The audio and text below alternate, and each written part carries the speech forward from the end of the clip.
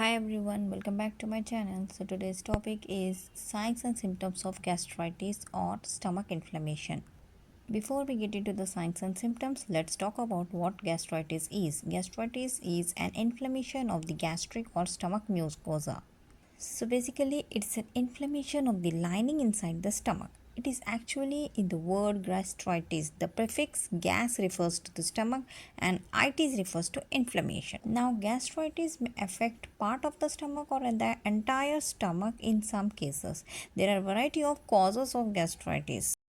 The most common cause of gastrointestinal bacterial infection can also cause gastritis.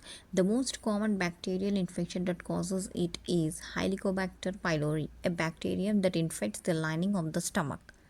Certain conditions and activities may increase your risk of developing gastritis. That include extreme alcohol consumption, routine use of non-steroidal anti-inflammatory drugs like ibuprofen, aspirin, cocaine use, and age plays a vital role because the stomach lining thins naturally with age and excessive use of tobacco. Another less common risk factors include stress, autoimmune disorders, digestive disorders like Crohn's disease, and viral infections. So coming to types of gastritis, acute gastritis involves sudden severe inflammation, whereas chronic gastritis involves long-term inflammation that can last for years if it's left untreated. Let's move on to the signs and symptoms of the gastritis. The most common symptoms are nausea, vomiting, a feeling of fullness in your upper abdomen, particularly after eating, indigestion. So patients with gastritis can also experience bloating as well, as this can be a common finding. So feeling of bloating can occur, and then belching can also be something that a common symptom.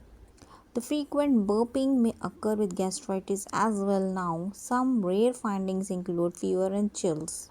Another interesting finding in patients with gastritis is hiccups. So, hiccups can actually be a sign of gastritis, especially if those hiccups are persistent and long lasting. So, that gastritis, that the inflammation of the stomach can lead to persistent, long lasting hiccups. Gastritis may be diagnosed by physical examination. Next, evaluating the medical history of an individual along with current symptoms.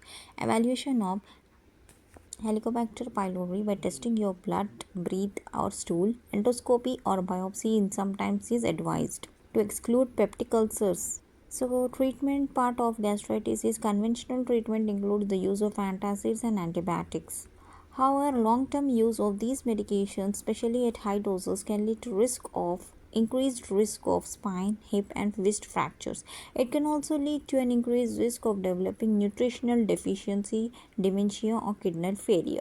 So, if you have gastritis caused by non-steroidal anti-inflammatory drugs or other drugs, avoid those drugs. People with gastritis should eat high-fiber food like apples, beans, carrots, and honey.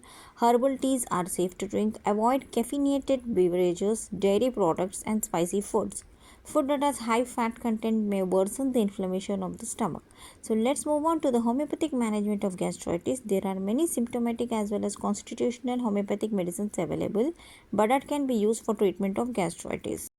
First drug of choice is carbo vegetabilis. This remedy relieves bloating and gas in the stomach with belching. The next is lycopodium. This remedy relieves discomfort and indigestion with bloating around the waist and gas, especially after eating onions or garlic. Natrum carbonicum is another helpful remedy to mild people who have trouble digesting and assimilating many foods. Milk or dairy products can lead to the flatulence and spittory diarrhea that leaves an empty feeling in the stomach. Craving for potatoes and sweets are common, and also milk, but it makes these people sick, so lycopodium 30 is recommended. Nux vomica is another homeopathic remedy, relieves nausea and cramps from indigestion, especially after excessive eating of spicy foods or drinking of alcohol.